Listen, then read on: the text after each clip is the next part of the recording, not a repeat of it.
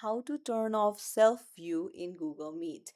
Hey everyone, welcome back to the channel. If you are new here, don't forget to hit the subscribe button and turn on the notification bell to not miss any updates.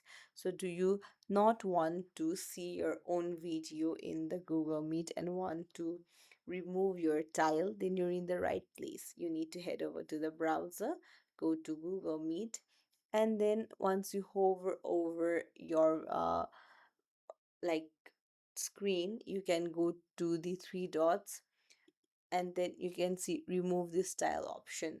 So currently I am the only one in this meeting, so this option is not available, but when many people are in the meeting, you can remove your own tile. And uh, that's how you turn off self view on your Google Meet.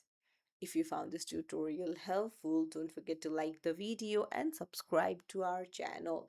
Thank you for watching.